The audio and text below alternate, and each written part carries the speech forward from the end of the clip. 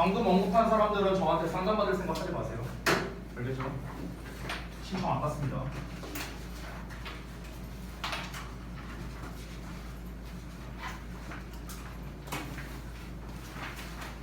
자, 오늘 할 거를 좀 말씀드릴 건데 일단 마찬가지로 이제 수능 특강 라이트 지난번에 했던 거 있었죠? 그걸 이제 좀 진도를 좀 하고 그리고 중간에 또 미니 테스트를 준비했습니다. 오늘 원래 변형 문제를 좀 할까 생각을 했거든요. 원래 데일리 테스트 때. 근데 아직 우리가 본문에 대한 테스트를 다룬 게 아니기 때문에 그래서 일단 영락 테스트나 이런 걸 좀 다 보고 난 다음에 보는 게 낫겠다라고 제가 좀 생각이 좀 바뀌었어요. 그래서 차라리 그때 제가 금요일에 한번 언급했었는데 도식화를 차라리 미리 하는 게 낫겠다. 이 판단이 좀 들어서 여러분이 이미 원문을 다 가지고 계시잖아요. 본문에 아닌가? 갖고 있나? 안 갖고 있나? 오늘 받았죠. 그래서 그걸로 이제 차라리 도식화를 하는 게 낫지 않을까? 이런 생각이 좀 들어서 그렇게 진행을 했습니다. 그래서 여러분이 이제 다음 시간에 오기 전까지, 금요일 날에 오기 전까지 다 마무리를 하시면 됩니다. 오늘 마무리 못 하셨어도 괜찮아요. 본문이 좀 많으니까. 다만 이제 제가 나눠드린 원문을 보시면 알겠지만 우리가 실제로 본문 1번부터 8번까지 있는데 내가 나눠드린 원문에는 본문 6번까지만 돼 있거든요. 왜 그러냐면 내가 소제목을 기준으로 끊었기 때문에 그렇습니다.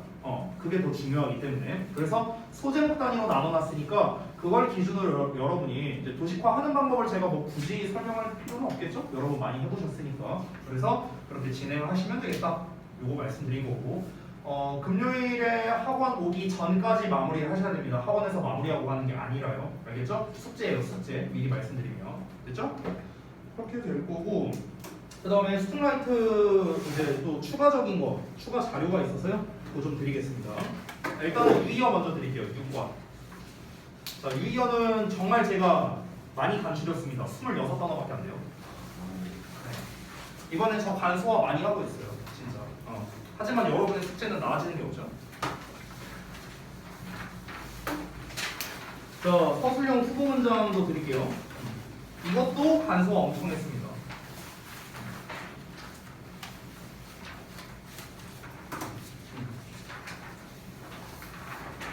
자, 그 다음에 가만히 있죠. 내가 스팅라이트 단어 3강만 줬었죠, 여러분한테. 네. 자,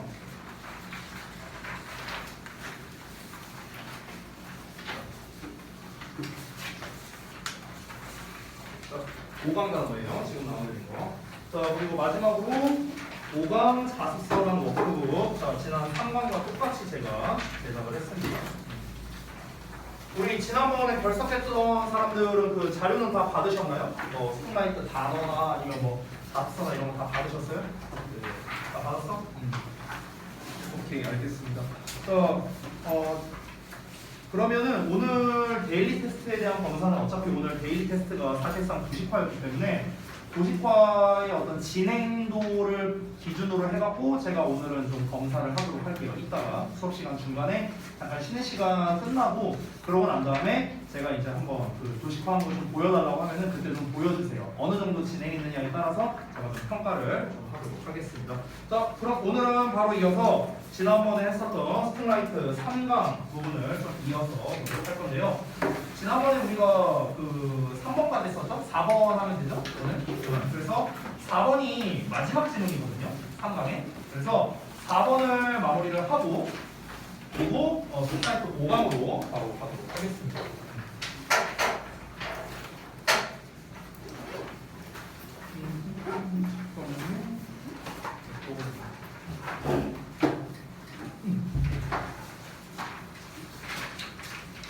봅시다.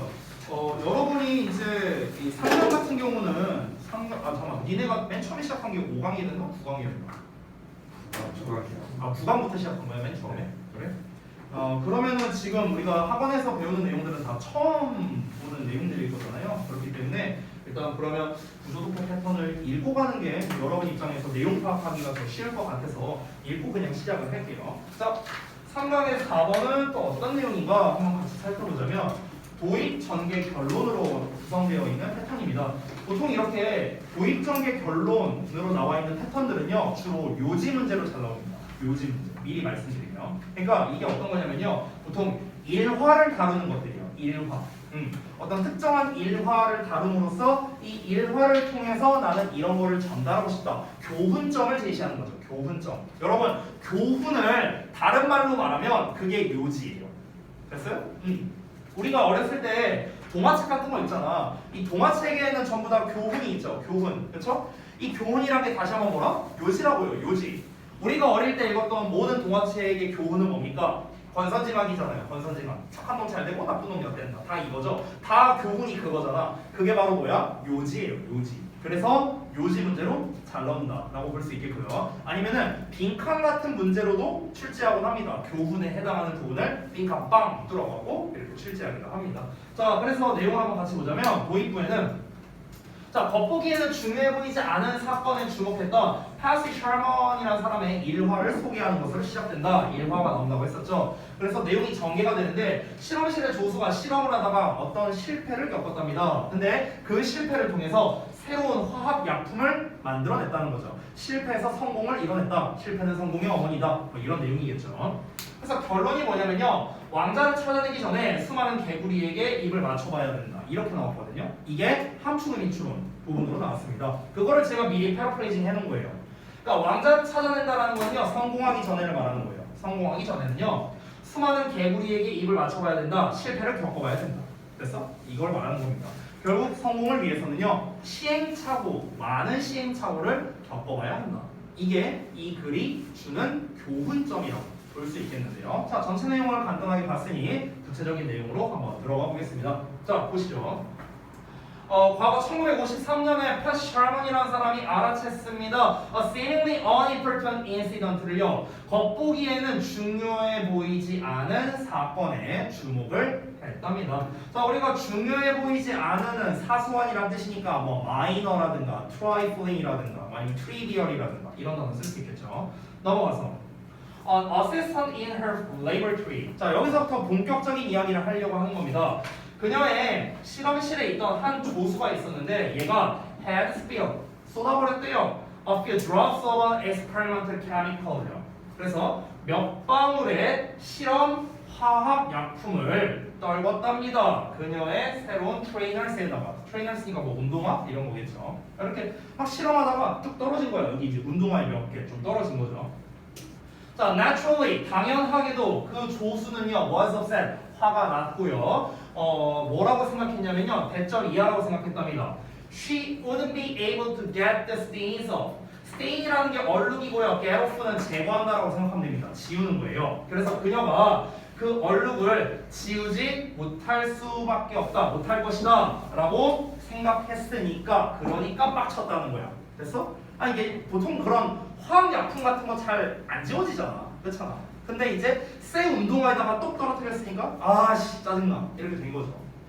자, 다음 내용 보면 nothing worked. 어떤 것도 효과가 없었대요. 즉 비누나 알코올이나 다른 용액들 전부 다 효과가 없었다. 이 정도로 해석하면 되겠죠. 바로 이어서 다음 페이지 보겠습니다. However 볼게요. 그러나 샤먼은 매혹되었대요. 뭐에? 그 화학약품에 믿을 수 없는 resilience. resilience라는 게 탄성이라는 뜻이거든 원래. 그러니까 탄성이라는 게 뭡니까? 튕겨져 나가는 힘을 말하는 거잖아. 그렇죠? 그러니까 안 지워진다라는 거는 결국에는요. 다른 약품을 튕겨내는 힘이 굉장히 세다라고 이제 받아들인 거겠죠. 그렇죠? 그러니까 그 화학약품의 놀라운 탄성에 매료됐다는 거야. 그리고 began forming an idea. 자, 아이디어를 형성하기 시작했고요. 그리고 그것은 at the time 그 당시에 seemed ridiculous. 어떻게 보였다? 되게 좀 말도 안 되게 보였다. 우스꽝스럽게 보였답니다. 그러면 그 아이디어가 뭔데? 땡땡하고 설명이 나오겠죠. To develop a chemical. 자, 그러면은 약품을 발전시키는 거였답니다. 개발하는 거였대요. 어떤 화학약품이냐? That could repel water and oil from cloth fabrics. 자, cloth fabrics, 옷감을 얘기하는 거고, 그러면 옷감으로부터 물과 기름을 repel 할 수 있는 화학약품이랍니다. repel 하면은요, 막다, 튕겨내다 이런 뜻이거든. 그러니까 이 어떤 천조가리로부터 이런 물과 기름을 좀 이렇게 차단할 수 있는 그런 화학약품을 오히려 거꾸로 개발한 거야. 이게 잘 안 지워지니까. 좀 이렇게 잘 탄성력이 워낙 좋으니까요. 자, 그래서 1956년쯤에 스코치 가드 프로텍터가 was launched, 출시가 되었는데요. 그리고 그 브랜드가 has been the market leader ever since. 그 이후로 계속해서 마켓 리더가 되었답니다. 시장의 선두주자가 되었답니다. 자, 그러면 여기에서 이제 정리하는 부분이 나오는데 A popular saying company, 그녀의 회사에서의 한 유명한 격언이 있는데 그게 바로 대절 이하랍니다. 그 대절 내용, 요 내용이 바로 뭐였다? 실제로 함축음이 추론으로 나왔던 부분이었습니다. You have to kiss an awful lot of the frogs. 너는 키스를 해봐야 된답니다. 끔찍한 많은 개구리에게 키스를 해봐야 되는데요. Before, 뭐 하기 전에? 너가 왕자를 찾아내기 전에. 그렇죠? 아까 전에 제가 그 구조독해에서 써놓은 내용과 똑같은 내용이죠. 결국에는 다시 한번 요 내용은 뭡니까? 성공하다요, 성공하다. 됐어요? 그러니까 네가 성공하기 전에 수많은 시행착오를 겪어봐야 한다. 요 내용은요. 다시. 수많은 시행착오를 겪다. 시행착오라는 건 결국 실패를 말하는 거고요. 됐어요? 그러니까 뭔가 나의 성공적인 결과물을 위해서는요, 수많은 시행착오를 겪어봐야 한다. 이게 바로 이 회사의 어떤 그런 뭐랄까 좀 뭐라고 해야 될까? 좌우명이라고 하면 좀 이상한데 어쨌든 그런 좀 이렇게 표방하는, 이 회사에서 표방하는 멘트가 바로 이런 거란 거죠. 자, 그래서 마지막 문장인데요. Failing, 실패는 is par for the course라고 나왔습니다. 이게 당연한이라는 뜻이거든요. 그래서 실패는 당연합니다. When it comes to 뭐뭐에 관해서라면, innovation, 혁신에 관해서라면, 그리고 product development, 상품 발전에 대해서라면 이 실패라는 건 당연한 거다. 실패는 받아들여져야 하는 영역이다. 한 방에 성공하는 거란 건 없다. 이렇게 얘기를 한 겁니다. 됐죠? 자, 그래서 마지막 문장에서 대놓고 얘기했는데 이 말만으로는 혹시라도 이제 독자들이 못 알아볼까봐 그래서 좀 더 구체적인 얘기를 한 번 더 해준 거죠. 실패란 건 뭐다? 당연한 거다. 실패를 그냥 받아들여라. 이 시행착오를 겪음으로써 너는 성공하게 될 것이다. 이렇게 정리를 한 겁니다. 자, 그래서 내용 정리를 한번 해볼게요. 신제품 개발에 필요한 것이 이들의 이제 소재가 되겠는데요. 내용 요약을 보자면 결국에 내가 원하는 것을 찾기 위해서는 어떻게 해야 된다? 수많은 실패를 해봐야 된다. 라는 겁니다. 쉽죠, 내용? 그렇죠? 쉽죠? 자, 그래서 요 요약본이 사실상 글의 요지이고요. 아까 말했다시피 이 지문은 요지로 내거나 아니면 아까 말했던 요런 부분을 요런 부분을 뭐 빈칸 같은 걸로 출제를 한다거나 이렇게도 출제할 수 있다. 이렇게 정리하시면 되겠습니다. 자, 그래서 바로 스tig마이트 사방은 집어 넣을게요. 바로 정리하고 5강부터 가봅시다.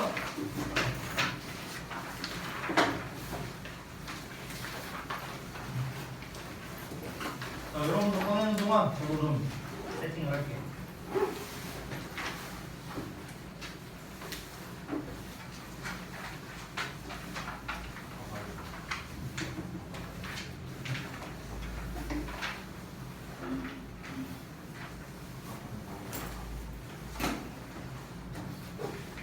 여기도 아직 진도 안 나간 거죠, 5강도? 9강 다음에 10강 나가는 건가요? 그러면 순서가?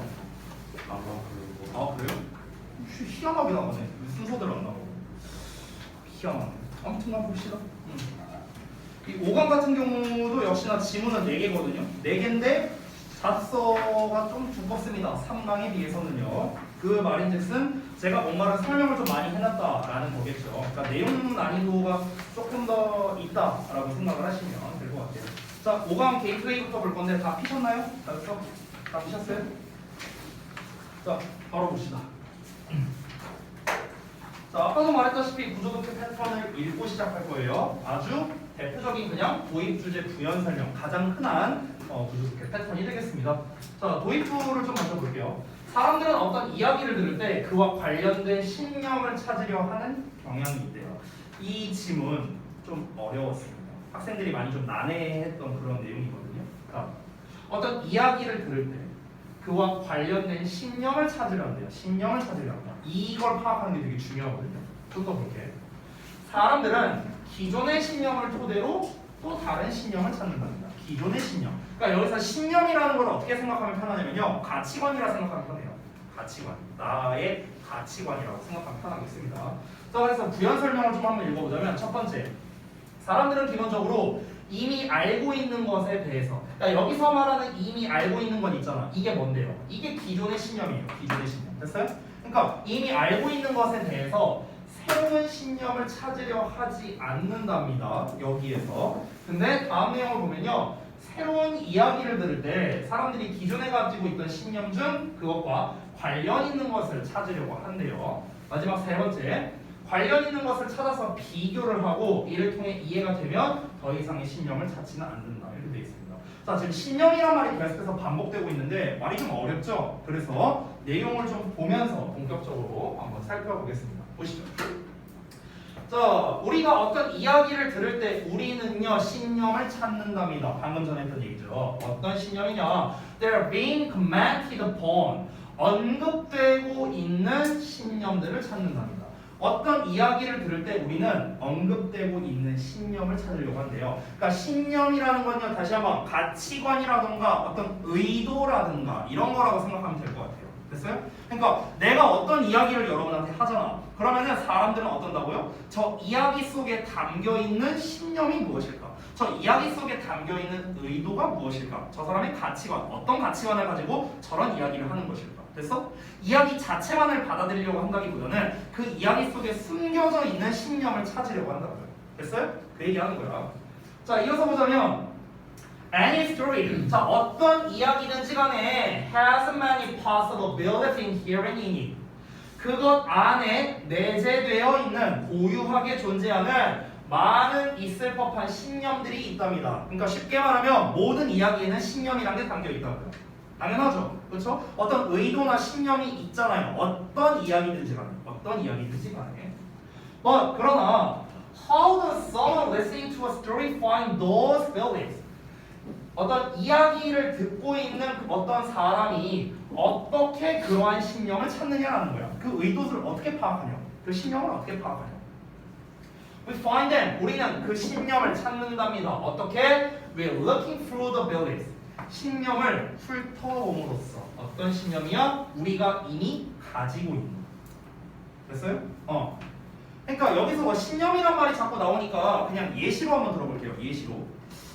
만약에 내가 여러분한테 개고기를 맛있게 먹는 법 이런 이야기를 한다고 쳐볼게요. 내가 만약에 야 이렇게 하면은 개고기를 이렇게 먹으면 되게 맛있게 먹을 수 있어. 그럼 이 이야기 속에 담겨있는 나의 신념은 뭘까요?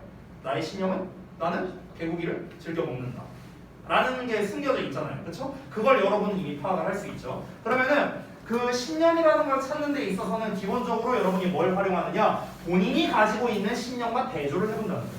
그래서 나도 먹나? 안 먹나? 개고기를? 뭐 약간 이런 식으로 이제 생각을 한다는 거겠죠. 우리가 이미 갖고 있는 신념을 한번 쭉 살펴봄으로써 지금 저 사람이 말하는 의도가 이거구나 저거구나 라는 식으로 우리가 파악을 할 수 있다는 거죠. 다음 내용 이어서 보겠습니다.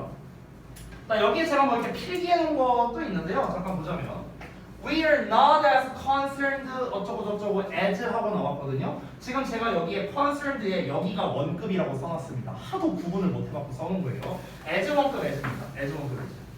됐어요? 그래서 중간에 뭐가 나왔습니까? concerned라는 원급이 나온 거예요. PP형이든 ING형이든 형용사니까 당연히 as 사이에다가 쓸 수 있겠죠. 이 as를 제가 또 한 번 설명합니다. 전에 한번 얘기했던 거예요. as 원급 as 나오면 해석을 어떻게 해라? 뒤에 있는 as는 전치사 또는 접속사이기 때문에 뭐뭐만큼으로 해석할 수 있고요. 앞에 나와 있는 as는 부사이기 때문에 얘는 똑같이라고 해석한다라는 얘기를 했었어요. 그래서 뒤에 있는 것만큼 똑같이 뭐뭐하게 이렇게 해석이 되는 거예요. 이게 이제 정석이에요. 자, 그래서 be concerned with 하면은 뭐뭐에 관심이 있다는 뜻이잖아. 그래서 We are not concerned with니까 우리는 뭐뭐에 관심이 없다라고 해석하면 돼. 뭐에 관심이 없다? What we are hearing.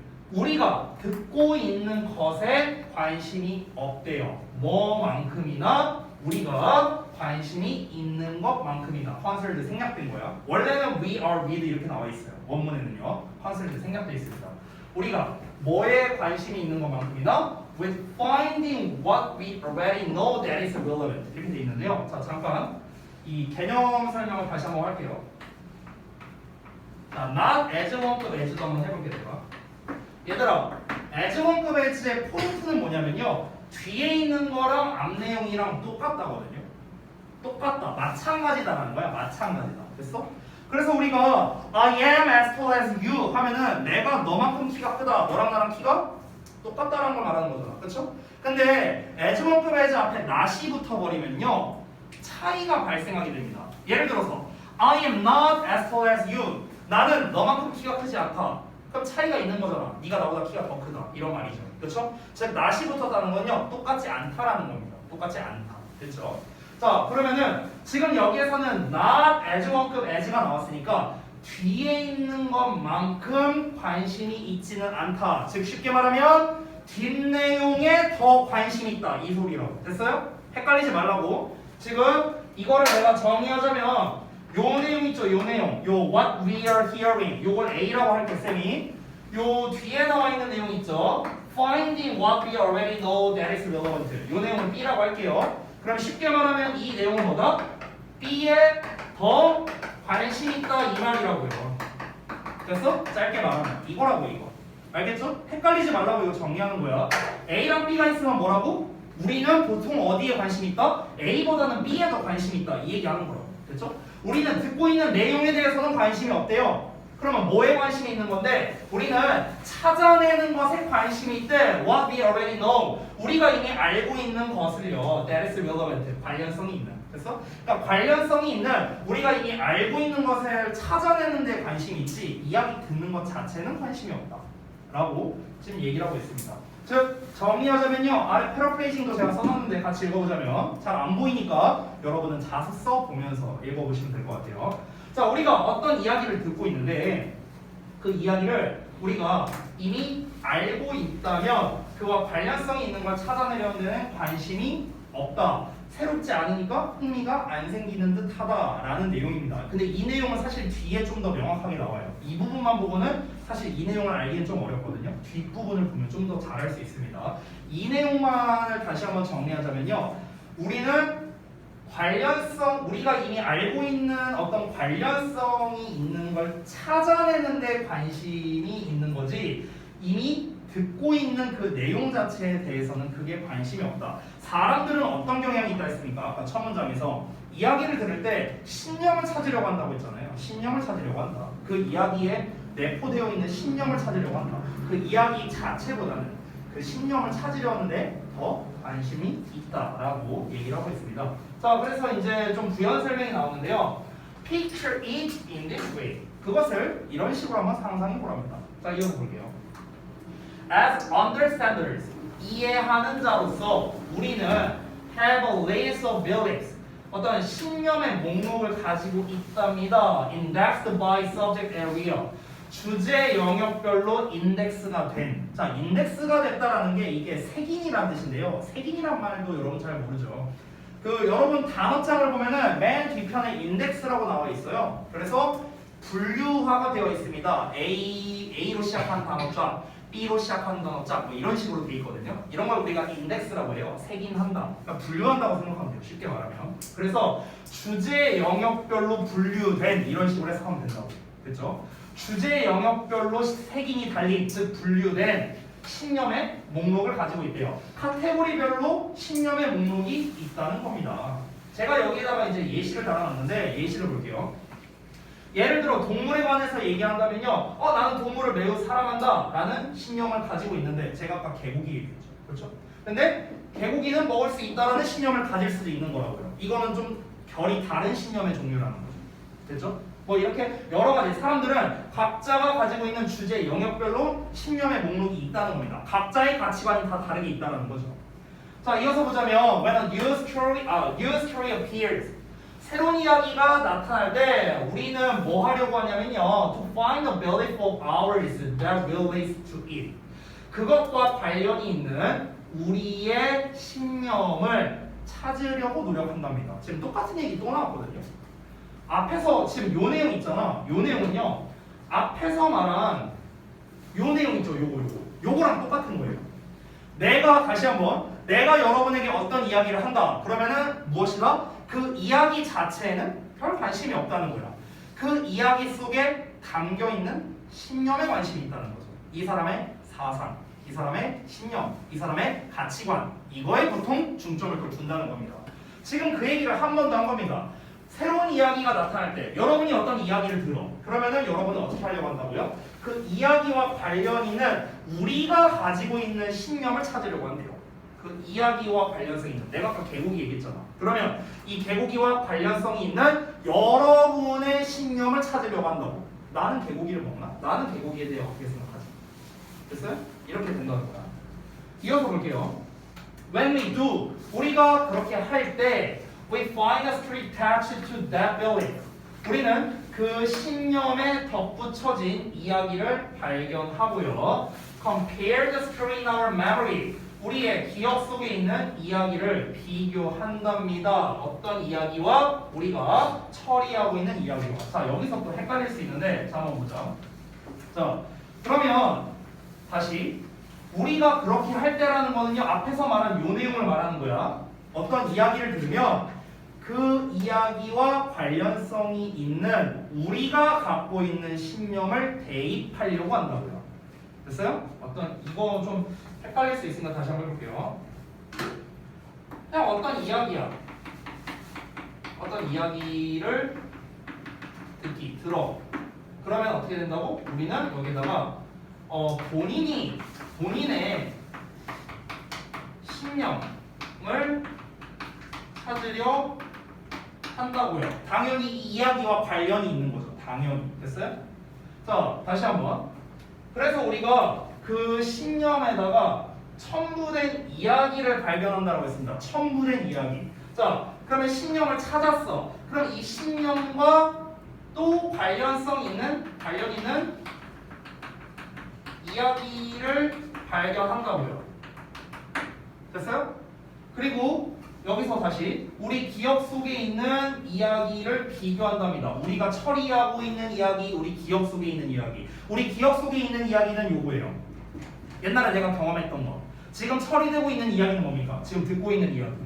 됐어요? 이 두 개를 비교한다라는 거죠. 자, 그래서 이것도 한번 정리를 한번 해보겠습니다. 패러프레이징 써놓은 걸 한번 같이 읽어보자면, 자, 어떤 사람이 개고기를 먹으면 안 돼! 라는 신념을 가진 이야기를 한다고 쳐봤을 때, 그럼 우리의 기억 속에 있는 이야기, 그냥 쉽게 말하면 여러분의 경험이라고 생각하면 돼요. 여러분의 경험, 너네가 겪었던 이야기, 이런 거를 그 신념을 가지고 저 사람이 이야기하고 있는 거랑 내 이야기랑 비교한다는 거죠.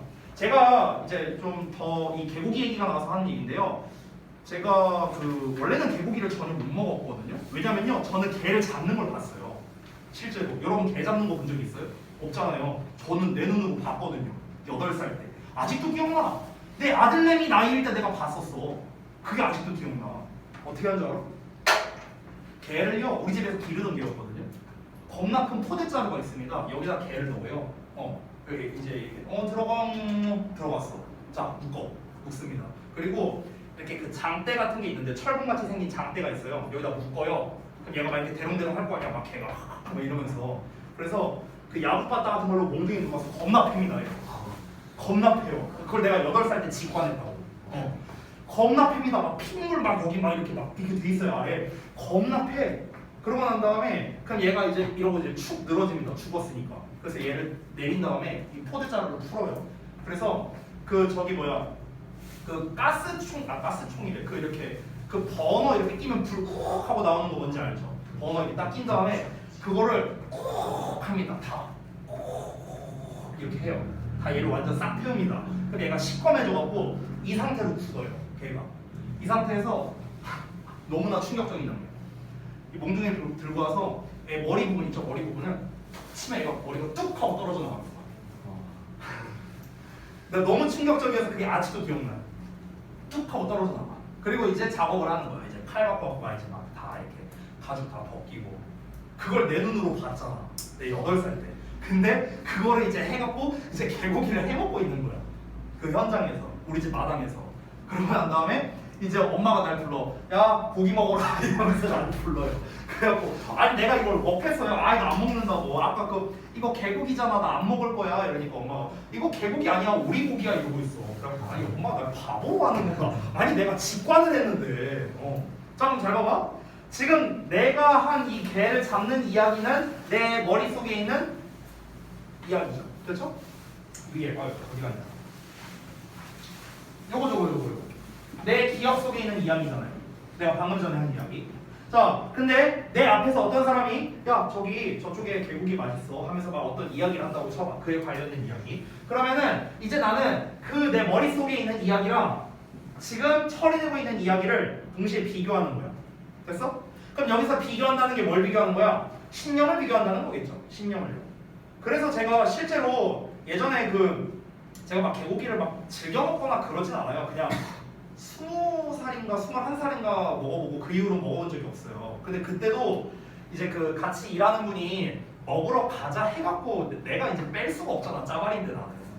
아니 사단장이 밥 먹으러 가자는데 이등병이 뺄 수 있어요? 못 빼잖아. 그러니까 짜발이니까 그냥 간 거죠 나는.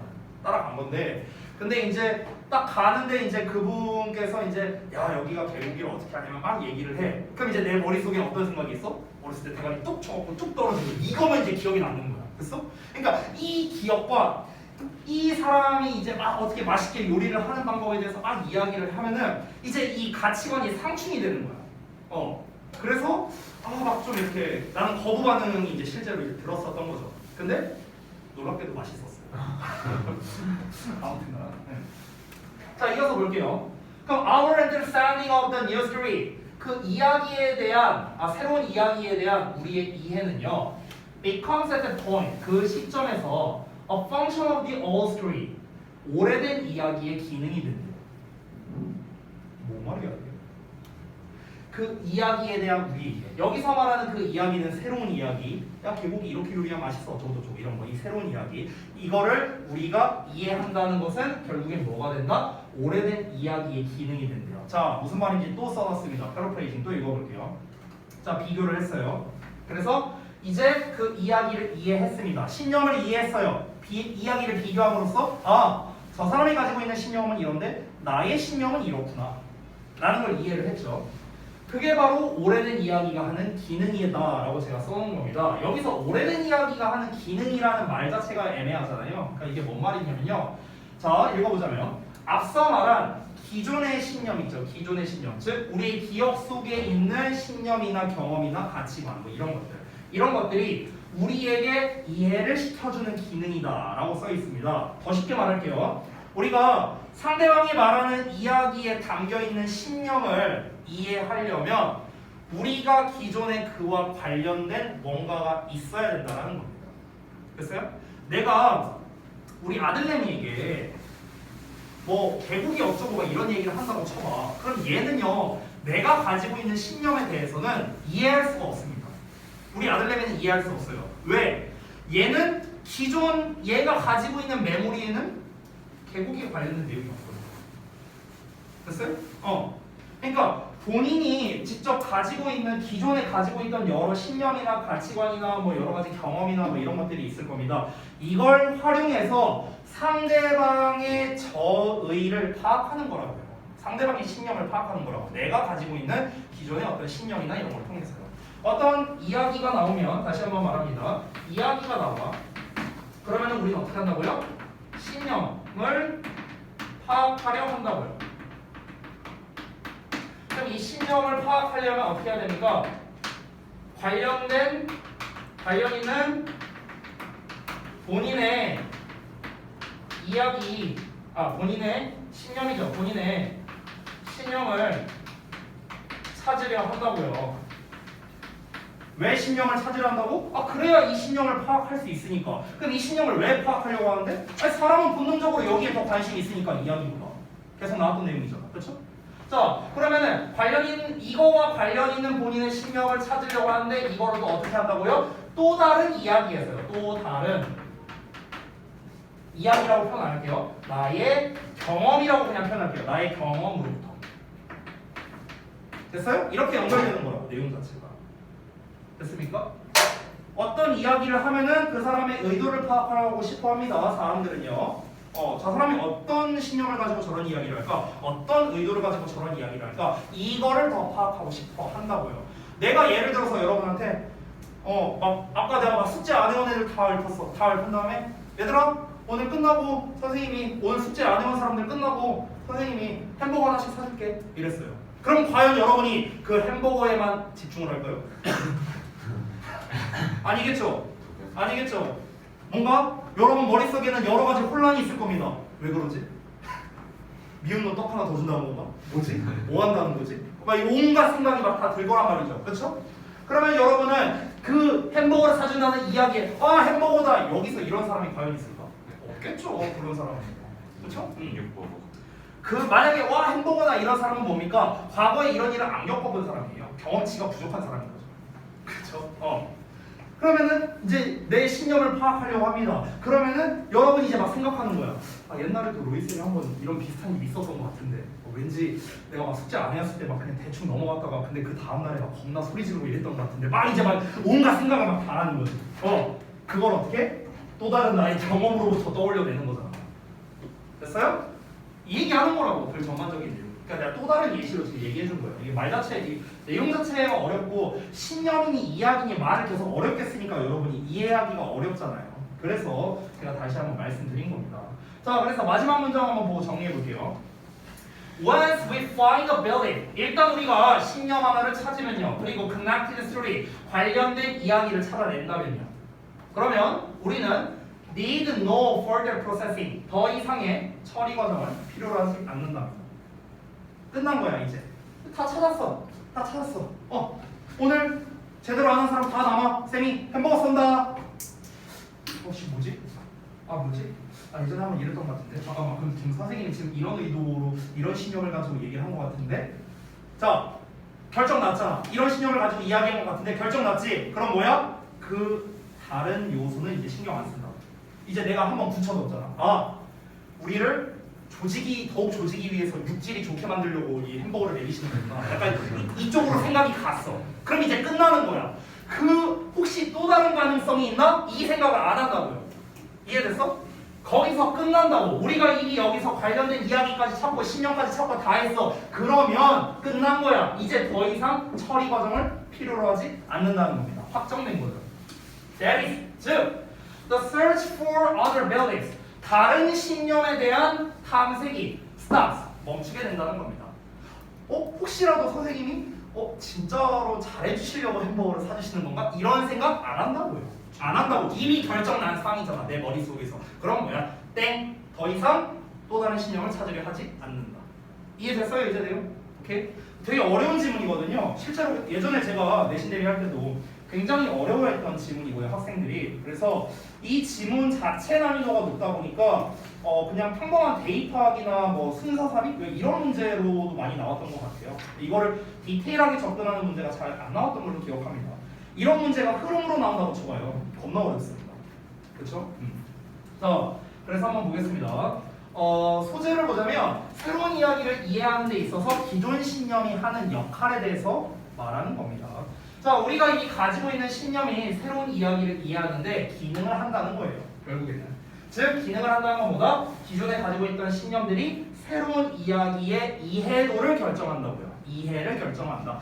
이제 나의 어떤 신념 그리고 이것과 관련된 이야기가 새로 듣는 이야기와의 어떤 관련성이 있다면은 이해가 잘 되는 거고, 관련성이 없다면 잘 이해가 안 되는 거고.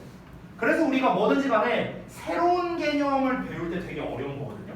그러니까 아예 새로운 개념을 배워. 근데 이 새로운 개념이라는 게 내가 기존에 가지고 있던 어떤 지식이나 경험과 관련성이 있어. 그러면 그래도 비교적 우리가 받아들이는 데 있어서 괜찮은데 아예 무관해. 아예 경험이 없어. 이러면은 사실 받아들이기가 되게 어렵겠죠. 여러분이 아랍어를 배운다고 생각해봐요. 저도 전혀 몰라요. 아예 토시 하나도 몰라. 아랍어에 대해서. 근데 이 아랍어를 하는 데 있어서 기존에 내가 배웠던 언어 체계, 한국어가 됐든 영어가 됐든 일본어가 됐든 중국어가 됐든 뭐가 됐든 간에 연결이 안 된다고 한번 해볼게요. 몰라요. 저는 아랍어의 언어 체계는 모릅니다. 저는요. 근데 아무것도 연결이 안 된다고 쳐볼게요. 그럼 이제 막막해지는 거야. 연관성이 없어지니까 내가 기존에 있던 거에 대해서. 그러니까 이해가 잘 안 되는 거죠. 됐죠? 자, 그래서 게이트웨이까지 한번 알아봤고요. 시간 딱 15분이니까 잠시 쉬는 시간 가졌다가 끝나고 난 다음에 테스트 좀 보고 진도 이어서 나가겠습니다. 그 테스트 폼이 어디에요? 교과서 점검이. 그거 안 들어가요? 아, 네, 스토마이트는 이번에는 안 넣었어요. 건아, 그리고 너는 조는 거 요번 시간까지만 봐줄게. 알았지? 쉬는 시간 끝나고는 없어.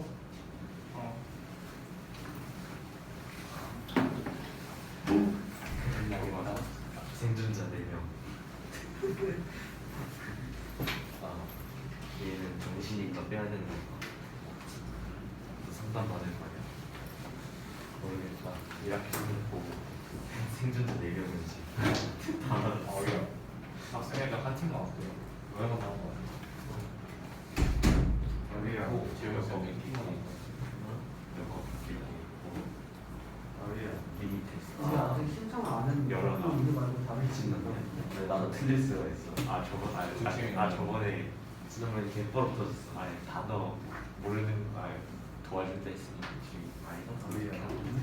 학생회가 그냥 모아준 거. 동아야. 내일 성명한 기출 좀 해라. 나? 세영 쌤이 근데 경고했어. 어차피 니네 시험 봐도 다른 애들한테 얘기 못할 거리 이러던데.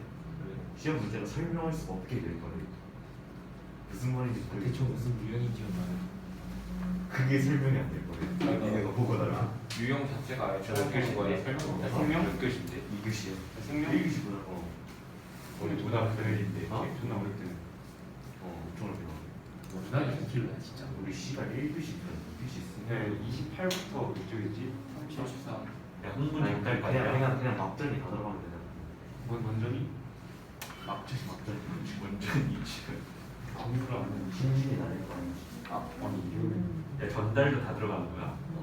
어? 아니 흥분 전도. 전도까지. 흥분 전도. 흥분 전도. 신에서 듣고 나오냐? 신에서도 전달이잖아. 흥분 전도까지만 그 두 개만 안 해. 근데 솔직히 전도에서 뭐 어려운 게 있나? 라고 플래그를 세웠거든. 유형은 이거 아 시험 못 봐야 알려줘. 내가 볼 때는 그냥 그런 거 낼 것 같은데. 약간 뉴런 넣다가 그거는 뭐 전극을 이렇게 꽂았을 때 이렇게 꽂았을 때 이렇게 꽂았을 때 아니 자동으로 쓸 때 안 썼을 때 말이야. 야 너네 문학 다 내일이냐? 우리 내일 우리 내일 4교시 4교시 생 우리 내일 1교시라고 1, 2교시 생이라고 미친 우리 목요일인데 문학 우리 금요일인데 그냥 학교 가지 말까? 얘네 원래 수요일 때 바뀌었잖아. 그럼 수요일 날 그거 먹고 맞아 재량육 개로 현충일 아니야? 6월 1일이 현충일이야? 6월 6일이 선거 아니야? 6일 6월 1일 일일에 선거가 선거. 많이 다음 주 월요일에 현충일 테이프 한국 월요일이 현충일이야? 와 아니 월요일 학교 안 가지? 뭔가 아 6교시 안 가. 우리는 어디 체육을 날간식이야. 월수가 일주일 중에 1일간 휴식인데 월수? 월요일인데 우리 월요일에 시간표 내준대요.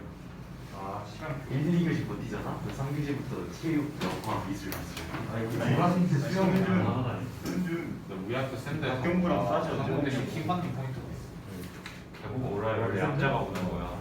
물리는 말고 학연으로 본다는데. 화학생이 이번 이번 제 주 영어 싸지 말고 화학 진짜 이제 개인제 화학이 내일 내일 학기 끝나고 화요일날 수요일날 오래. 수요일 진짜 진짜 이거 이거 짜 이거 진짜. 베이비 시스터 이해했죠? 그냥 혹시 오니까 내 보장 하나 또 베이비 내려갈 시스터 거더라고. 김승윤. 보자가 김승이랑 박경근 존나 영어 알려줘. 소리들 나 영어 알려줘. 영어. 다음에 딴에 데려갈게. 영어는 그냥 통과. 너무 꼰대. 든든하네. 자고 있으면 돼요. 애들 이기우나. 그건 우리 영어 쌤 걔네 중학교 때 맨날 초등학교 때 맨날 잡는 거. 똑같지. 수학은 수학이 제일 작아. 우리 영어 쌤 나쁘지 않네. 얘들아. 지금 대달리기. 자 집중하자. 우리 다니스 오늘 각성아 내 말대로 해 이랬어. 애들 막그 자리표 만드는 게 지금 컴퓨터 쓸데 올라가지고 애들한테 만들라 하는데 오늘 용해도 봤잖아. 영어 쌤한테 수업이 너무 느리다 이지랄 해서 모든 애들한테 다 벤치 먹었어. 병신 어떤 수업을 듣거리기를 할 단어를 걔는 뭐 벌써 살짝 글싸움 터지는데 다 너무 차갑게 했어. 솔직히 빌런이 제일 많은 데가 9반이야. 근데 한 빌런이 엄청 큰 것도 9반 있어. 재밌어 보여. 저게 5반인데 우리 반은 빌런이 아니라 또라이라서 금쪽이랑 빌런은 좀 다른 개념이야. 우리 반좀 재밌게 해. 지금 용현 진짜. 지금 빨리 아기가 용현을 펼쳐야 되는데 정도까지. 야 우리 지금 나는 잘 맞질 않지. 야 우리 지금 맞지 완전 않을 수 있지. 배소리야. 벌써 만졌으면 내가 아니야. 그러다가 내거 아니야. 고이 생각지나 진짜 누가 그래? 그건데 만져서 뭐하고? 누가 여기만 봐도 쫄지. 진짜 용현 애들이 저런들이 많지. 요새는 도대체 뭐 하는 진짜네 진짜. 얘가 아기 친구라고. 우리 반 애들 자꾸 주어가 없이 얘기하는데 주어가 뭔지 알 것 같아. 야 언제 알지라 없냐 홀스냐. 우리 반 주어가 있거든요. 아까 김동완의 드립이 너무 충격적이었어. 선세적지. 아 김동완? 그 너무 충격적이어갖고 진짜 미친놈. 시간 기를 의심했어. 진짜 개미쳤어. 어떻게 인간에 대해서 저런 소리를 치지? 그런 애가 알고 저도 상대기. 너무 모든 걸 근데 이게 과학단 7777. 우리가 또라이들 보고 싶어. 과학 7777.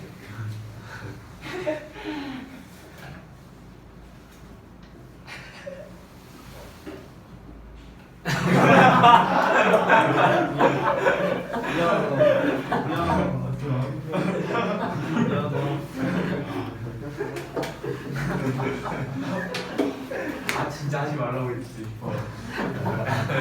너무 잘 나고 있던데. 이거 말하는 게 다행이다. 욕했어야 개꿀잼이네. 아나 이러면서. 내심 그러길 기대했는데. 그러니까. 레슨을 그냥 바로. 그러면은 내가 이제 저거 영상 잘라갖고 이제 쇼츠에 올리려고 그랬지. 아 아쉽네. 수강생 패는. 다음 거 볼까? 테스트 할까요? 아 테스트 봐야지. 또 정신을 보러 가야 지금 안 보잖아. 끝나고 봐야 돼. 맞아 맞아 맞아. 끝나고 잘했네. 무슨 눈빛으로 쳐다보는 거야? 안 봤으면 끝나고 봐야 되는데. 맞아. 자 오늘은 서술형도 있어요. 네. 좋다. 너무 좋다. 그래요? 그러면 다음에 서술형을 많이 내줄게요. 네? 아니. 쌤이 저한테 그러지. 이건 없까요? 아니다.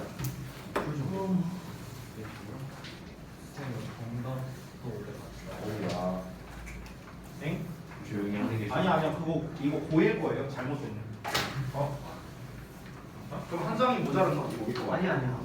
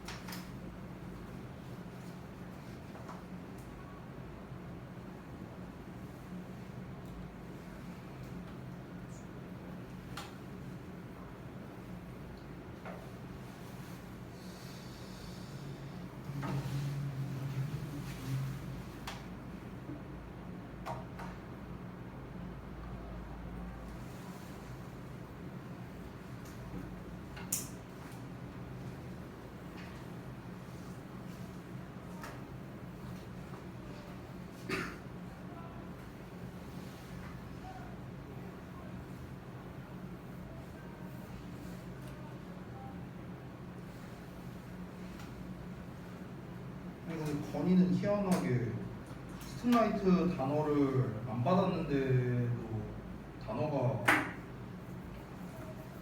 점수가 60점이면 희한하네. 평상시에도 단어를 안 외운다는 소리잖아 그러면. 외우나 안 외우나 결과가 비슷한 것 같은데 그럼?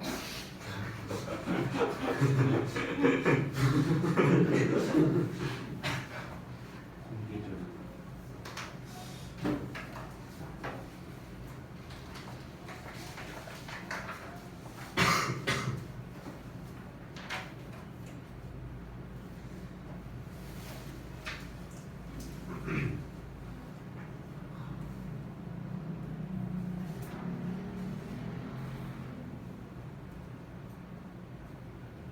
강원이 단어 시험 잘 봤네.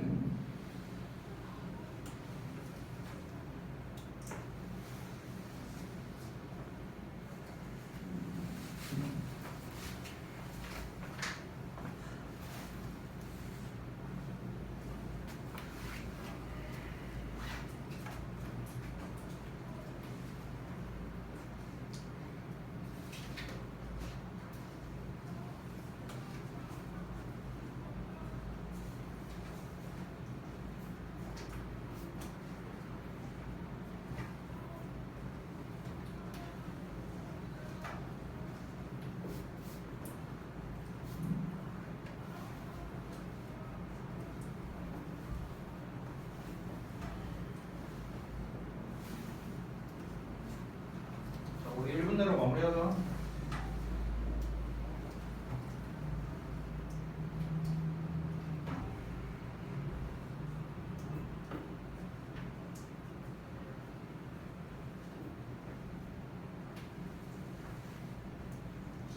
다 했어요.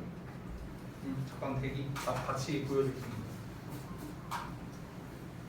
이거는 이분사에서 그대로 써. 조건을 보세요. 이거.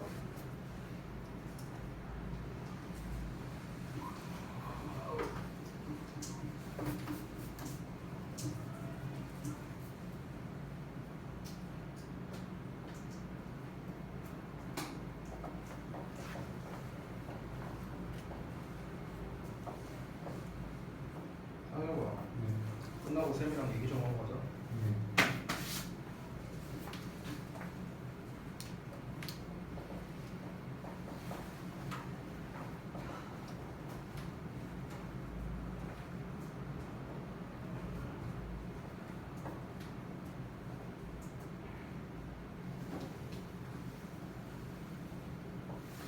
자, 다 못하신 분 손. 뭐야, 왜 이렇게 많아? 빨리 해.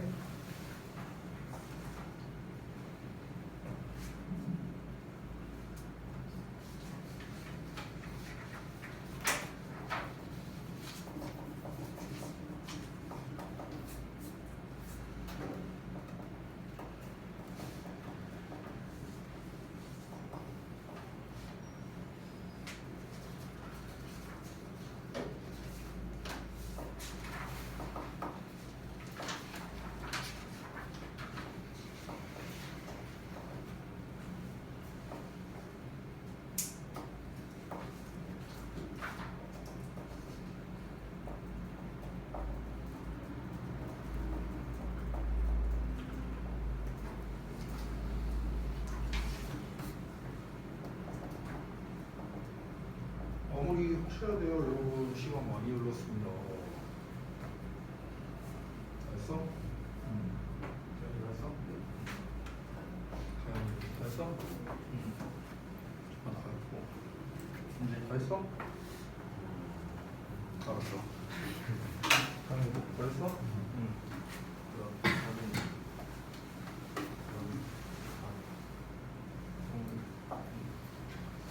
얼추 좀 마무리가 된 것 같은데 제가 시간을 더 드릴 수는 없습니다. 못하신 분은요 그냥 땡이에요 땡. 자, 다 불러드릴게요. 객관식은 그냥 다 불러드립니다. 서술형은 제가 앞에다가 써드릴게요. 자, 객관식 답 1번에 5번, 2번에 3번, 3번은 다 써드릴게요.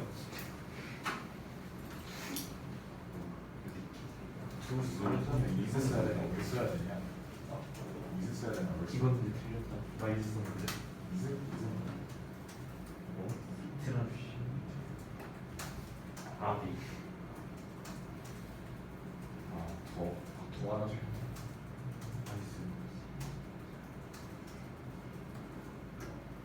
그리고 컨섬션 미팅. 어마운트 더 컨섬션 미트 안 돼요?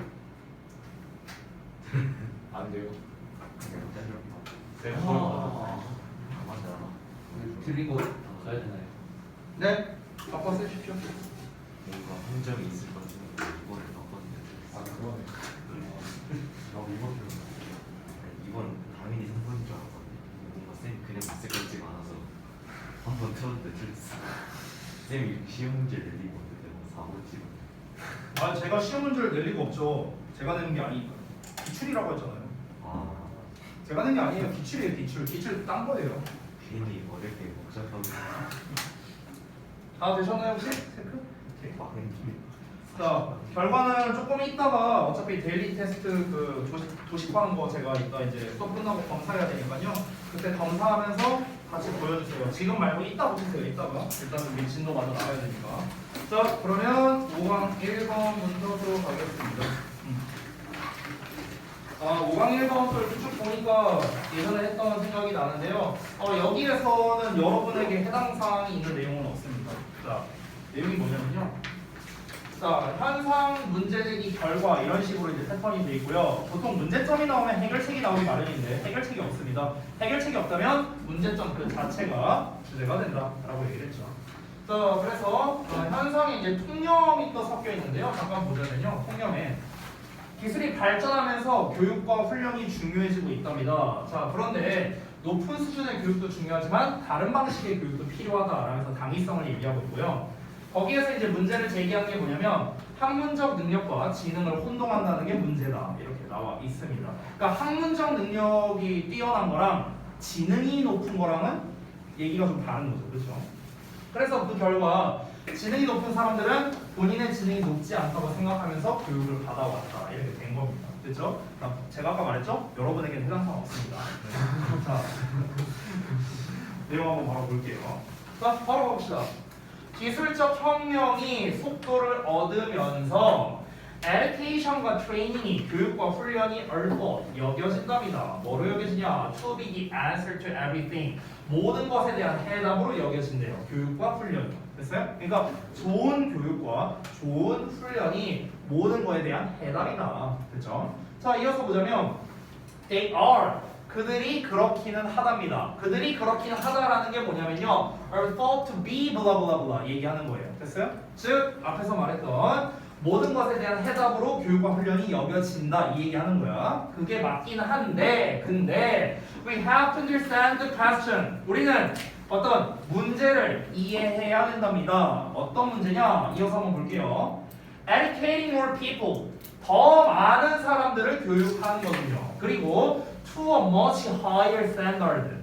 훨씬 더 높은 수준까지 그 더 많은 사람들을 교육한다는 게 is vital. 아주 중요하다라고 얘기를 했습니다. 그러니까 교육과 이 기술적인 혁명이 계속해서 일어나고 발전이 계속해서 일어나면서 사람들을 어떻게 교육시키느냐, 훈련을 시키느냐 이게 되게 중요하다라고 했어요. 인적 자원이 중요하다는 거죠. 물적 자원은 이미 이제 많은 번성을 이루어냈으니까 인적 자원이 중요하다라고 얘기를 한 겁니다. 근데 인적 자원이 중요하려면요, 이 사람들을 잘 교육하고 훈련을 해야 될 거 아니에요, 그죠? 자, 그런데 그 사람들을 굉장히 높은 수준으로 교육을 하는 게 필수적이다라고 당위성을 이야기하는 거죠. 자, 그런데 뭐랍니까? 우리는 또한 다르게 그들을 교육해야 된다는 겁니다. 그러니까 교육하는 게 중요하다라는 당위성을 실컷 얘기했어요. 근데 그 당위성만 갖고 끝나는 게 아니죠. 다른 방식으로 교육을 해야 된다는 거예요. 다른 방식으로. 자, 그럼 그 다른 방식이라는 게 뭔데요? 다음 내용 한번 볼까요? 자, 보시면 문제가 대절 이하인데요. 네모로 안 쳐져있네. 여기서 칠게요.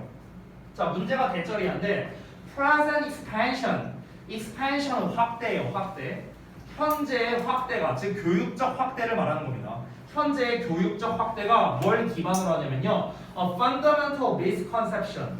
근본적인 오해를 기반으로 한다랍니다. 문제가. 그럼 그 근본적인 오해가 뭐냐면 the confusion of academic ability with intelligence. 딱 나와 있죠? 그러니까 학문적 능력과 지능을 혼동한다는 게 바로 근본적인 오해라는 거죠. 자, 정리 한번 해보겠습니다. 자, 현대 들어서 계속해서 발전이 일어나면서 인적 자원이 중요해지고 이 사람들을 교육하고 훈련시키는 게 굉장히 중요하다. 근데 일반적인 방법으로 교육과 훈련만을 시켜서는 안 된다. 좀 다른 방법이 필요하다. 다양한 방법이 필요한데 근데 문제가 뭐랍니까? 현재의 교육적 확대, 교육이 여러 가지로 확대가 되고 있는데 이 확대는 결국 어떤 일 때문에 벌어지고 있다. 아카데믹 어빌리티랑 인텔리전스를 혼동하는 거야. 얘가 국영수는 잘 못해도 머리가 좋을 수도 있거든요.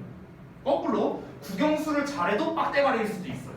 그렇죠? 그러니까 이거는 서로 다른 영역이라는 거예요. 다른 영역. 다른 영역인데 근데 이거를 혼동하는 이런 근본적 오해가 있다 보니까 교육도 다 이걸로 관련해서 나온다는 거죠. 무슨 말이냐? 예를 들면 이런 거야. 예를 들어서 교육의 확대를 한다. 예를 들어 우리 학교에 수학을 잘하는 애가 굉장히 많아.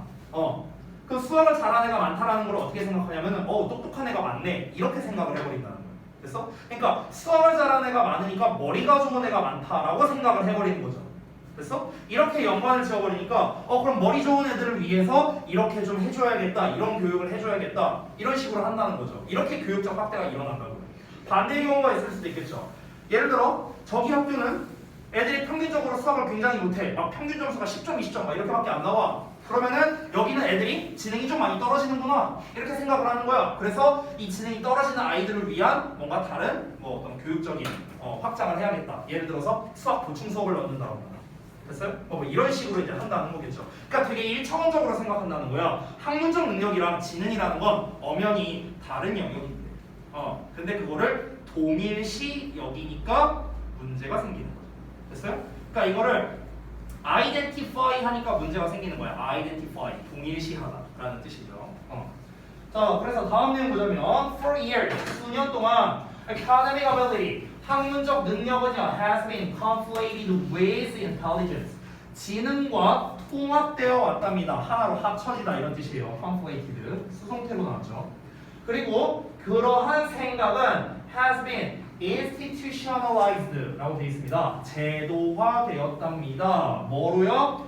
테스트 시스템이라든가 시험이라든가 아니면 선발 절차라든가 아니면은 선생님의 교육과 연구 됐어요? 이런 쪽으로 제도화가 됐다라는 거죠.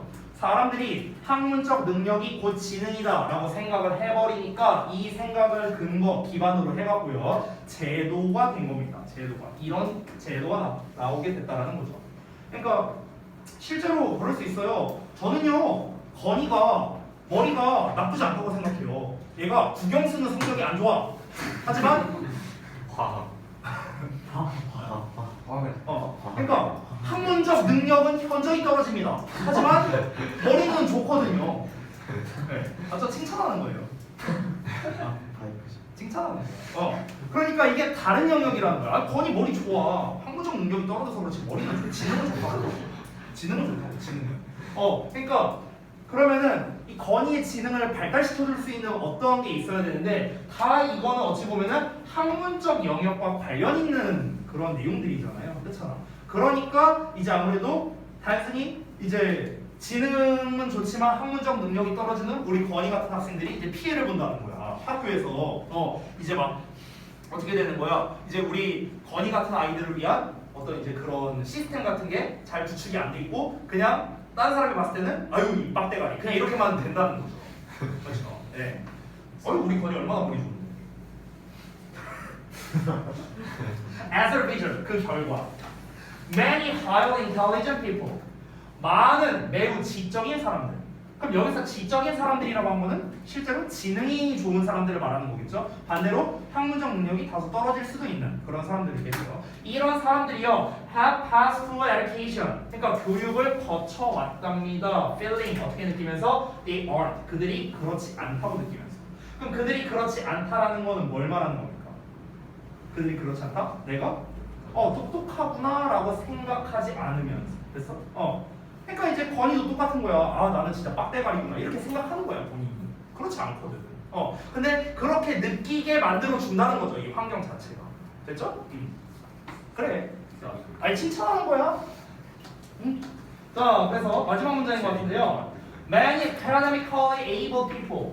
많은 학문적으로 유능한 사람들. 자, 이번엔 반대죠. 학문적으로 유능한 사람들이야. 이 사람들은요, have never discovered their other abilities. 그들의 다른 능력을 결코 발견하지 못했다. 라고 나와 있습니다. 그러니까 학문적으로만 똑똑한 사람들은 자신의 진정한 능력, 잠재력이라고 할 수 있겠죠? 이런 거를 발견하지 못했다. 왜냐면은 이것만 길러주는 거니까요. 이것만. 그렇죠? 이거는 사실 저도 뭐 어찌 보면 이 교육계에 몸담고 있지만 문제점 중에 하나라고 생각을 해요. 이게 이제 그 제가 어디 유튜브 같은 데서 봤는데 그 사람이 말했던 게 굉장히 공감됐던 게 우리나라 교육에서는요 문제 풀이 능력은 잘 알려주지만 문제 해결 능력은 잘 알려주지 않는다 이런 얘기를 이제 하신 분이 있었어요. 너무나도 이제 공감이 되더라고요. 그 사람이 뭐의 비유를 들어서 얘기를 했냐면요 게임의 비유를 들어서 그 얘기를 하더라고요. 게임의 비유를 들어서 어떤 뭐 게임을 해 정말 무수히 많은 사람들이 어떤 특정한 것을 공략을 해야 된다. 그럼 이 공략법에 대한 거는 수도 없이 많이 나와 있다는 거죠. 이거는 문제 풀이가 되는 건데 문제 해결의 영역은 어떠냐? 예를 들어서 막 얘를 이 몬스터를 잡으려면 뭐 예를 들어 한 30명이 있어야 돼. 근데 여기에서 벌어지는 각종 정치와 분쟁 이런 게 생길 수 있겠죠. 사람이 많이 있으니까. 그러면은 이거는 정답이 있는 영역이 아니잖아요. 그렇죠? 내가 어떻게 이렇게 해결할 거냐 저렇게 해결할 거냐라는 그 해결 능력을 요구하는 건데 이런 게 잘 주어지지 않는다. 그 우리나라에서 그래서 항상 문제가 되는 그 문제 해결 능력에서 가장 문제가 되는 게 대학교 때 대표적으로 드러나죠. 뭡니까? 조별과제.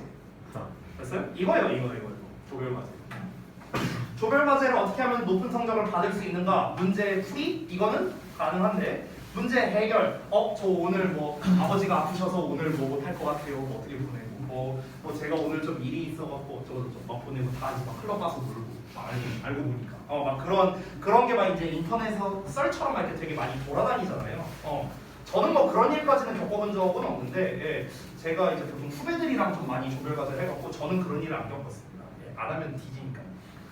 예나 지금이나 전 똑같았습니다. 후배들 안 하면 겁나 밟았어요.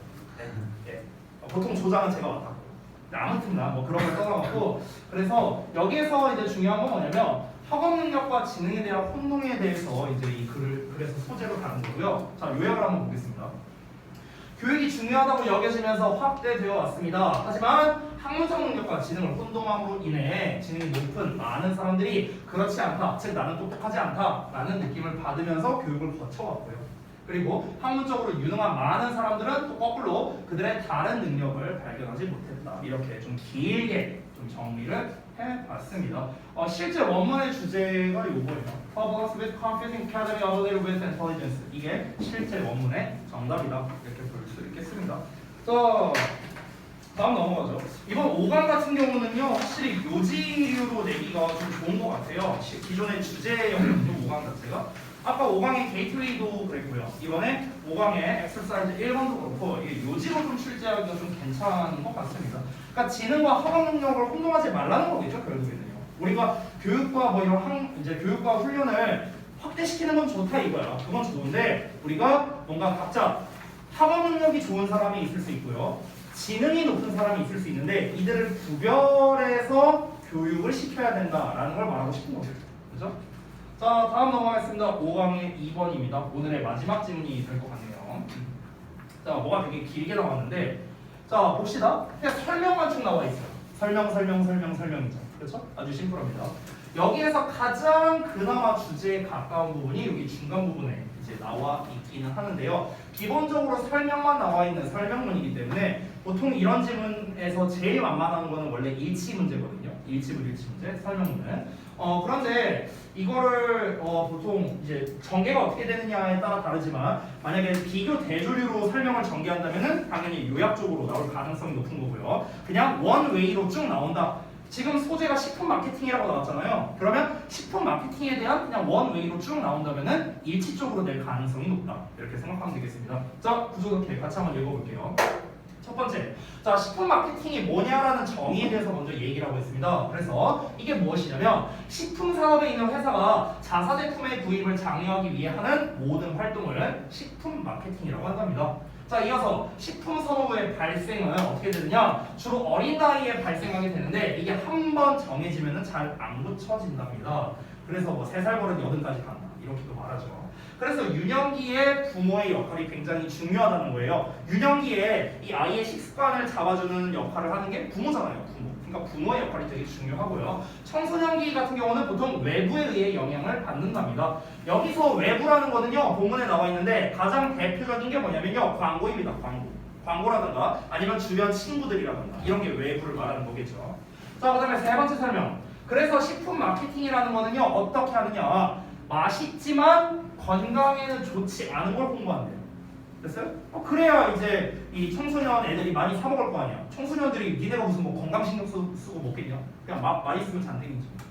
그러니까 이로 인해서 건강상의 문제를 야기하게 된답니다. 즉 식품 마케팅으로 인해서 음식 선택 형성에 영향을 끼치게 된다는 거죠. 이런 음식을 좋아하게 되고 이런 음식을 싫어하게 되고. 자 그리고 마지막 인간은 그런 음식 즉 맛있지만 건강에 좋지 않은 음식 이런 거가 만족감을 준다는 거를 굳이 배울 필요가 없답니다. 왜? 본능적으로 알고 있으니까요. 그렇죠? 자 이런 내용이었습니다. 자 그러면 좀 더 구체적으로 내용 한번 살펴볼게요. 자 푸드 마케팅이라는 거냐 refers to 뭐를 언급하는 거냐면 어떠한 활동이라도 말한답니다. conducted by a company 회사에 의해 수행되는 어떠한 활동이라도 우리가 식품 마케팅이라고 할 수 있는데 즉 어떤 거냐면 in the food, beverage or restaurant industry 식품이나 음료나 아니면 식당 산업에 있는 회사에서 수행하는 모든 활동이에요. 자 근데 뭐 하기 위해서 그 회사의 제품의 구매를 장려하고 됐어? 그냥 이 활동이 그냥 식품 마케팅이라고 한답니다. 그냥 어떤 거든 상관없다는 거야. 뭐 음식이 됐든 음료가 됐든 식당이 됐든 간에 어쨌든 간 먹는 거와 관련이 있는 거야. 자 우리 회사 제품이 이렇게 맛있습니다. 뭐 어떠합니다. 드셔보세요. 이거 홍보하잖아요. 그러니까 이게 전부 다 식품 마케팅이라고. 그렇죠? 요즘 같은 경우는 인스타로 많이 하죠. 인스타로. 근데 저는 인스타에서 홍보하는 건 일단 거릅니다. 저는 개인적으로 거릅니다. 내가 딱 한 군데 가본 적이 있었는데요. 맛없었어요. 맛없었어. 그리고 막 자꾸 가짜는 거 뭐 자꾸 뭐 DM으로 문의하고 자꾸 개소리 해갖고 뭘 DM으로 문의해 씨 내가 지금 전화를 했는데 그럴 거면 뭐 자꾸 마치 어떤 느낌이 드냐면 야씨 우리 식당이 이 정도 되는데 감히 전화 따위로 문의를 해? 약간 이런 느낌이라고 해야 돼요.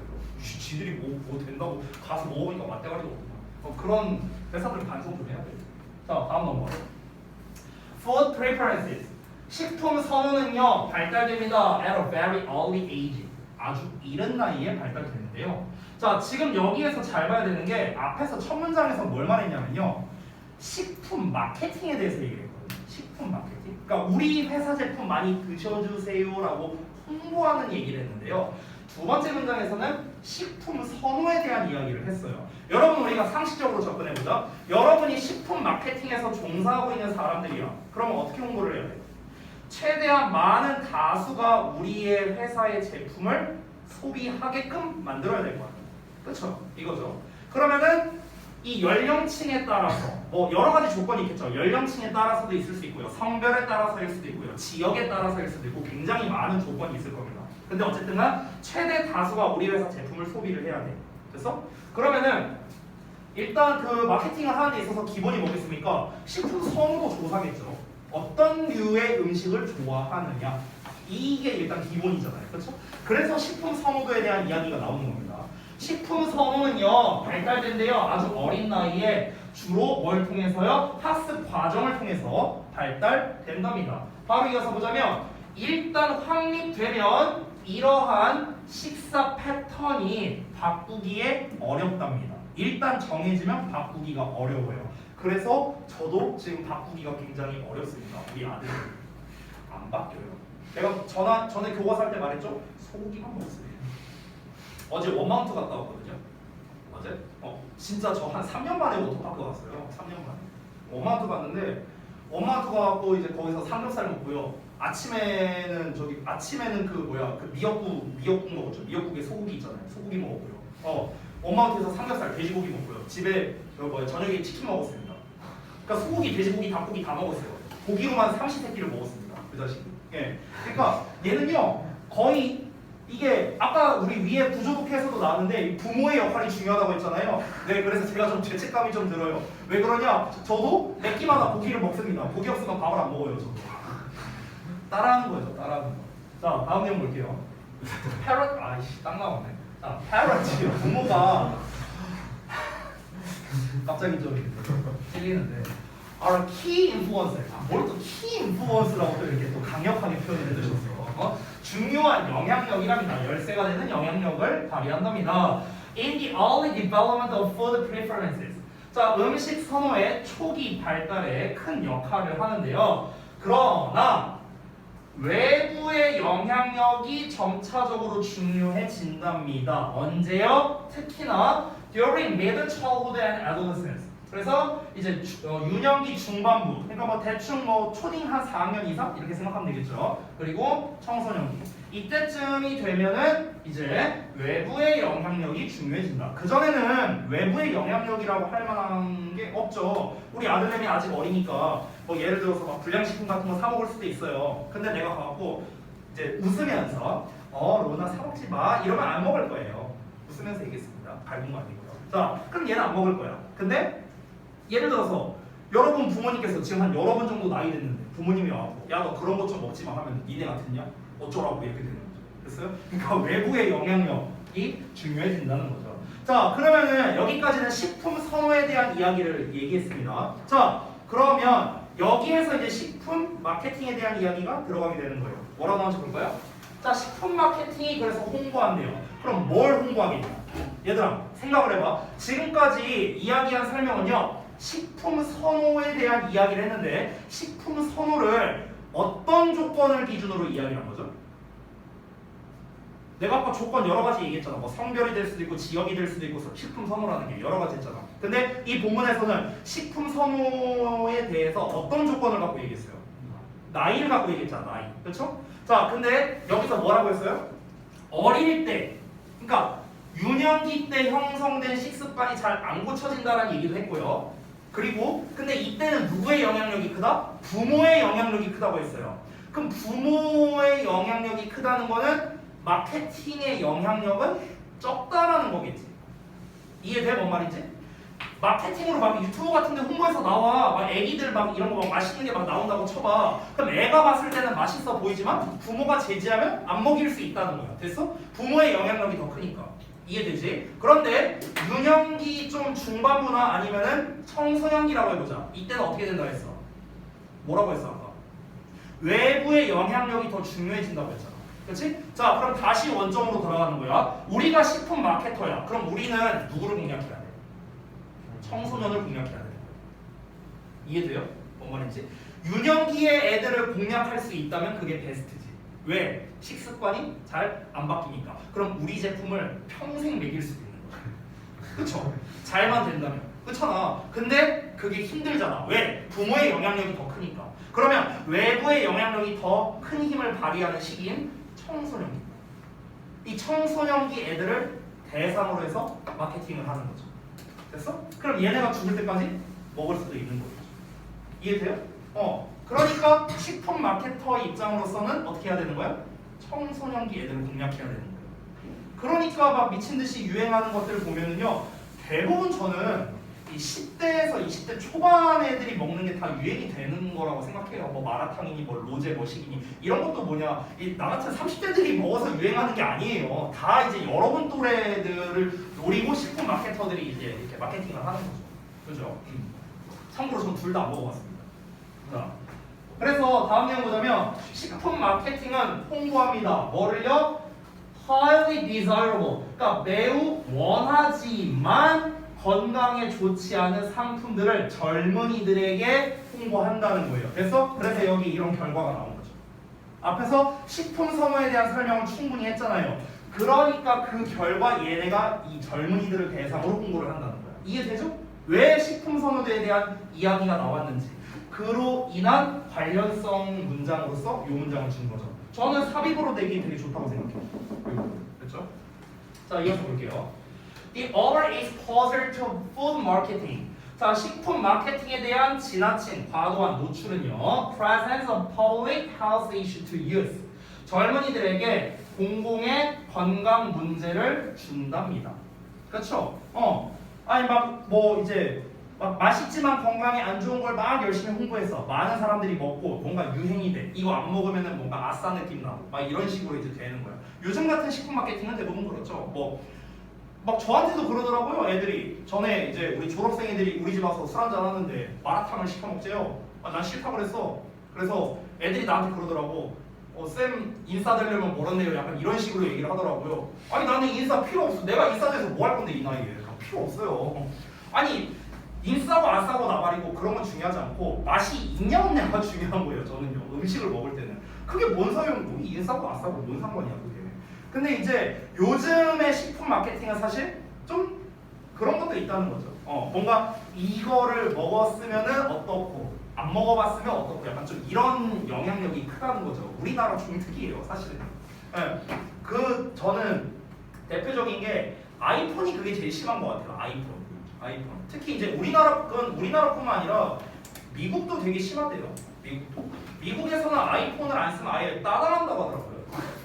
아 진짜로 내가 뉴스에서 봤어요. 그 포브스 뉴스에서 봤어요. 실제로 뉴스에서 봤는데 그 10대들 뭐 80몇 프로랬나? 90몇 프로가 아이폰을 쓴대요. 근데 그러니까 이게 안 쓰면요 그냥 따당한대요 애들한테. 그러니까 오 뭐야 오 갤럭시 막 이러면서 막 이런 식인 거야. 그냥 걔들이 봤을 때. 네. 그러니까 그런 막 아이폰 감성 어쩌고 하는데 그 감성이라는 게 대체 뭐예요? 난 이해가 안 돼요. 그 사과 그림 하나 있으면 감성이에요?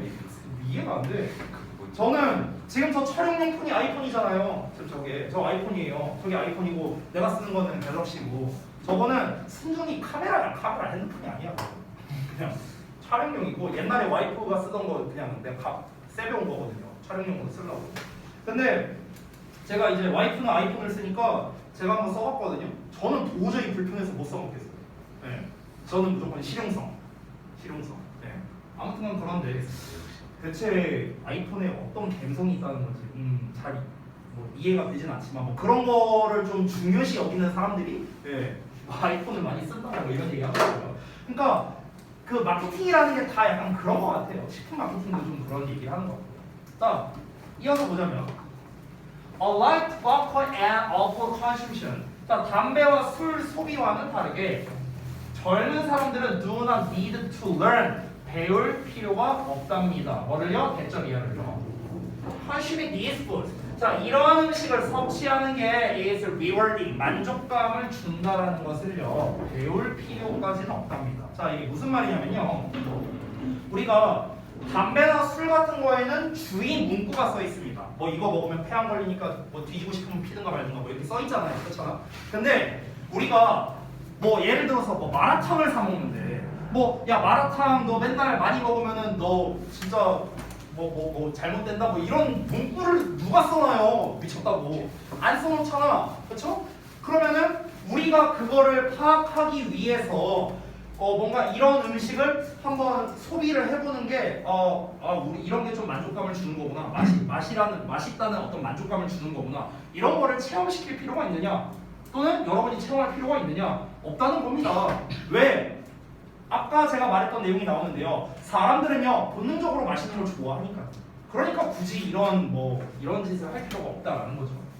자, 그래서 그 내용이 나옵니다. From birth, 태어날 때부터 인간은 선호하거든요. 음식의 맛을요. 어떤 음식의 맛을요? High in sugar, fat and salt.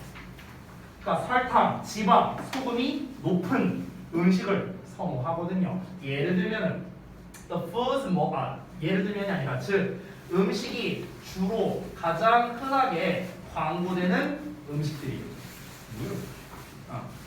가장 흔하게 광고되는 음식들이 뭡니까? 다 이거 아니에요? 그렇죠? 고지방, 고설탕, 고소금? 고소금이라니까 이상하네요. 아무튼 그러니까 소금 함유량이 높은 거, 됐어요? 나트륨량 높은 거, 이런 거. 다 이런 거잖아요. 그렇죠? 근데 이거를 우리가 굳이 학습할 필요가 있느냐? 없어요. 왜? 원래 우리는 그런 걸 좋아하니까. 자, 그래서 정리를 좀 해보겠습니다. 소재는 식품 마케팅에 대한 이야기였습니다. 자, 식품 마케팅은요, 유년기 중반부 청소년기 아이들의 식품 선호도 향상에 큰 영향을 끼친다는 게 이 글의 주된 내용이었습니다. 됐나요? 그래서 이 내용이 나온 게 어디였습니까? 이 내용이 나온 게 아까 어디 갔냐? 어디야? 여기 있나? 요 부분이겠네요. 요 부분. 됐어요? 그러니까 식품 마케팅은 그래서 젊은이들에게 홍보가 된다라는 거, 그렇죠? 요 부분이 그나마 주제에 가장 가까운 문장이다라고 이렇게 정리를 한 거죠. 자, 그래서 다 한번 알아봤고요. 자, 오늘 여기까지 하고 마치도록 하겠습니다. 숙제 말씀드리고, 자, 오늘 아까 전에 말했죠. 데일리 테스트 본 거, 미니 테스트 본 거, 그리고 저한테 보여주시고 이거를 하면 되는데요. 숙제를 완료하지 못한 사람은 이거할 자격이 없겠죠. 당연히 다 하고 가셔야 됩니다. 자, 숙제는 우리 그 특특 라이트 3강 있죠? 3강 전체 워크북 해오시면 됩니다. 자, 하나 더 있습니다. 또 하나 더. 그 오늘 제가 나눠드린 그 교과서 6과 있죠? 예, 도시과입니다. 교과서 6과 도시과까지 숙제가 되겠습니다. 그럼 여러분 우리가 상식적으로 생각해보자. 우리 다음 금요일날의 숙제가 내가 뭘 줄까요? 일단 5강 워크북 주고 스타라이트 3강 도시과 주겠죠. 됐어요? 계속 이렇게 이어질 거예요. 데일리 테스트는 안 봐요. 아니요, 데일리 테스트는 봐야죠. 데일리 테스트. 근데 이제 오늘 원래 영작 테스트를 볼까 생각을 했는데 이제 그 후보 문장을 내가 안 뽑아줬잖아요. 그래갖고 영작 테스트를 생략을 했습니다.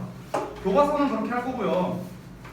우리 이제 그 모의고사 같은 경우는 일단 부분 해석 테스트야 당연히 볼 거고, 다른 테스트는 최대한 좀 변형 문제로 좀 대체를 할까 하고 제가 고민한다고 했잖아요. 그래서 좀 일단은 이번에는 문제를 좀 많이 풀어보고, 예년에 비해서 문제를 좀 많이 해보고, 그리고 그거를 좀 첨삭하는 이거를 좀 더 많이 해보려고 합니다. 특히 서술형을 좀 중점으로 했어요. 자, 고생들